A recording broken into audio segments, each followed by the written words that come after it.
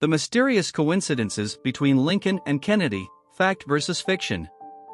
The presidencies of Abraham Lincoln and John F. Kennedy, though separated by a century, have often been intertwined due to a series of striking coincidences. Here, we unravel 10 of the most talked about parallels, distinguishing fact from fiction. Number 1. Election years. Abraham Lincoln was elected as the 16th President of the United States in November 1860, amidst a nation divided over slavery.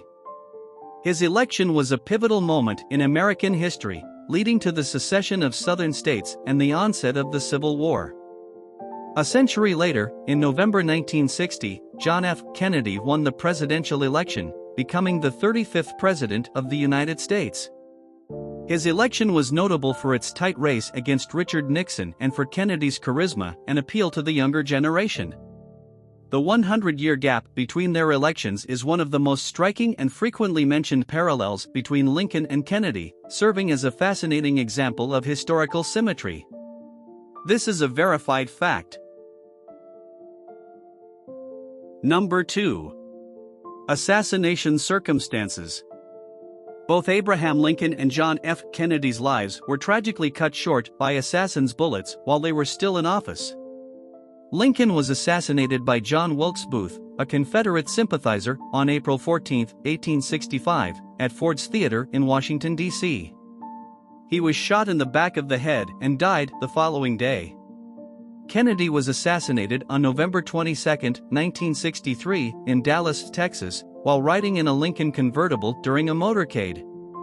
He was shot in the head, and his assassination was a shocking event that reverberated around the world. The fact that both presidents were assassinated on a Friday and suffered fatal gunshot wounds to the head adds another layer to the eerie similarities between the two. This is a confirmed fact. Number 3. Successors by the name Johnson.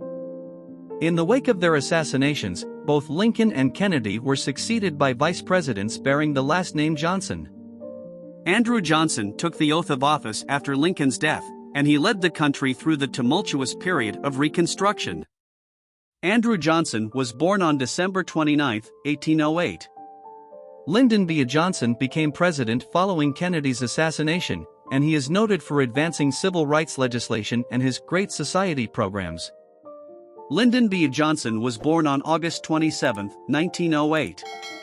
The fact that both successors were named Johnson and were born 100 years apart adds another layer to the mystifying connections between Lincoln and Kennedy. This is a historically verified fact. Number 4. The questionable secretary connection. The claim that Abraham Lincoln had a secretary named Kennedy and John F. Kennedy had a secretary named Lincoln has been widely circulated, but it is not based in truth. Lincoln's two main secretaries during his presidency were John Nicolay and John Hay, both of whom played significant roles in his administration and later worked on his biography. On the other hand, Kennedy's personal secretary was Evelyn Lincoln, who served him faithfully for over a decade. While the coincidence of their last names is intriguing, there is no record of a secretary named Kennedy in Lincoln's administration.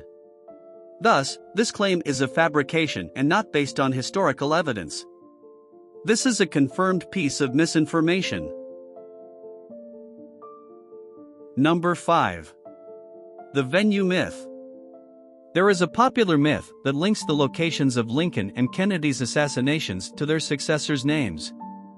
Some claim that Lincoln was assassinated in a place called Kennedy and Kennedy was assassinated in a Lincoln. In reality, Abraham Lincoln was assassinated at Ford's Theater in Washington, D.C., not a Kennedy Theater. John F. Kennedy was assassinated while riding in a 1961 Lincoln Continental convertible. While the connection to the Lincoln car is accurate, the association with a Kennedy Theater is a fabricated detail. This inconsistency reveals how some of the parallels between Lincoln and Kennedy may be the result of misinformation or the selective presentation of facts. This myth is debunked and is not a factual statement. Number 6. Birth and early life. Abraham Lincoln was born on February 12, 1809, in a one-room log cabin in Hardin County, Kentucky. He faced numerous challenges, including limited access to education and the need to work hard from a young age to support his family. John F. Kennedy, born on May 29, 1917, in Brookline, Massachusetts, came from a wealthy and prominent family but battled a series of severe illnesses throughout his childhood and youth, including scarlet fever, whooping cough, and chronic back problems. Despite their contrasting backgrounds, both men overcame significant adversity to rise to the highest office in the United States. Their stories of resilience and determination are well documented and serve as inspirational examples. This is a well-established and verified fact. Number 7. Civil rights push. Abraham Lincoln and John F. Kennedy both played crucial roles in the advancement of civil rights in the United States. Lincoln, serving as the 16th president during the turbulent times of the Civil War, made a groundbreaking move by issuing the Emancipation Proclamation on January 1, 1863, which declared that all slaves in the Confederate States shall be thenceforward, and forever free. This act was a vital step towards the abolition of slavery, culminating in the 13th Amendment to the Constitution. On the other hand, Kennedy, the 35th president, used his time in office to push for an end to racial segregation, advocating for comprehensive civil rights legislation. His administration saw the initiation of the Civil Rights Act, which aimed to end discrimination based on race, color, religion, sex, or national origin, although it was eventually signed into law by his successor, Lyndon B. Johnson, in 1964.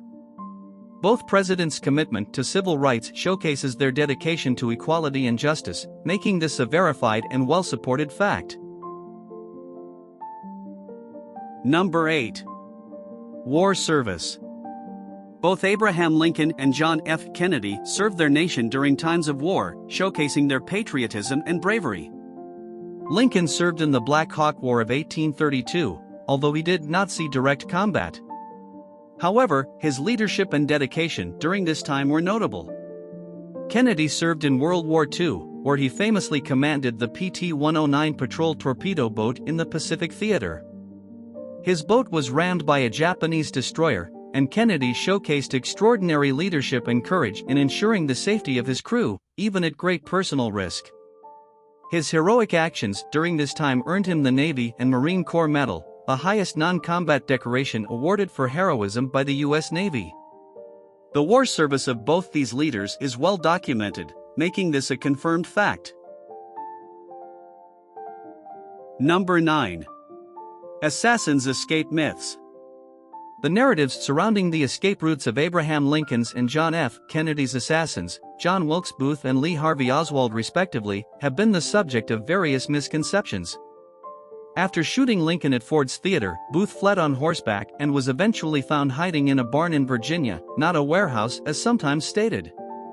Oswald, who assassinated Kennedy from a sixth-floor window of the Texas School Book Depository, a warehouse, was apprehended later in a theater. While aspects of these narratives have been dramatized or misinterpreted over time, historical records provide clear accounts of the events that followed both assassinations. The details surrounding the escape and subsequent apprehension of both assassins have been thoroughly investigated and documented, making this a clarified and rectified fact. Number 10. Opponents from the South. Both Lincoln and Kennedy faced significant opposition from the southern states, although under different contexts. Lincoln's presidency was marked by the secession of southern states, leading to the Civil War. His stance against the expansion of slavery was a major point of contention, resulting in a deep division between the North and South. Kennedy, during his presidency, advocated for civil rights and racial equality, policies that were met with strong resistance from the South. His support for the civil rights movement and his call to end racial segregation were pivotal, marking a significant moment in the fight for civil rights. Both presidents' encounters with opposition from the South are well recorded and represent a verified fact.